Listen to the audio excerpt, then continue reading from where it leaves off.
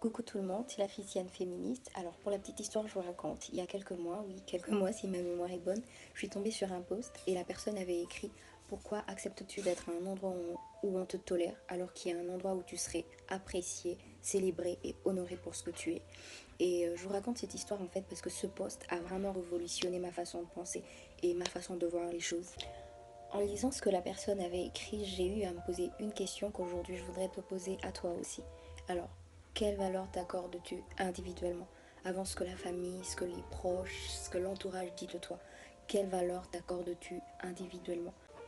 Pourquoi est-ce qu'il est impératif de répondre à cette question, mais surtout d'être sûr de trouver la réponse intérieurement en soi? Parce qu'en fait, la plupart des gens qui vivent dans ce cercle vicieux pensent que les autres sont forcément meilleurs qu'eux, alors ils doivent faire quotidiennement des choses pour qu'on les accepte, des choses pour qu'on les valorise. Et pourtant, c'est un gros mensonge. Tu es quelqu'un d'unique. Et détrompe-toi, ce n'est pas parce que tu es différent des autres que forcément tu ne mérites pas leur respect ou leur considération.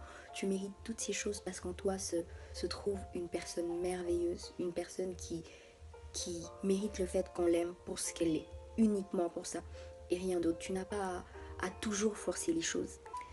Tu n'es clairement pas responsable de la manière dont les gens réagissent envers toi ou encore de leur façon de faire. Mais par contre, tu es vraiment responsable de ce que tu acceptes de subir. Voilà pourquoi en commençant, je t'ai posé cette question. Quelle valeur t'accordes-tu individuellement? Parce que ce qui est vrai, c'est que les gens autour de toi te donneront le respect conformément à celui que tu te seras donné personnellement. Tu auras beau te plaindre, cela ne changera en rien l'attitude de gens envers toi. Le déclic se passe le jour où tu offres une autre version de toi, cette version plus sûre de la personne que tu es. La confiance en soi est un élément majeur dans ce processus. Prends le temps de rentrer en toi-même et de faire face à la personne que tu es. Mais surtout, apprends à célébrer ta différence. Apprends à l'aimer. Comprends que le fait que tu sois différent ne te diminue en rien. Au contraire, cela fait de toi quelqu'un de particulier, quelqu'un de beau à découvrir.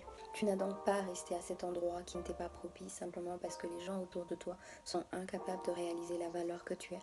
Écoute, la Bible dit ceci: ô Dieu, je te loue de ce que je suis une créature si merveilleuse. Oui, tu es cette personne si merveilleuse et tu mérites que l'on t'aime pour ça et pour ça uniquement. C'était la Christiane féministe, que Dieu vous bénisse.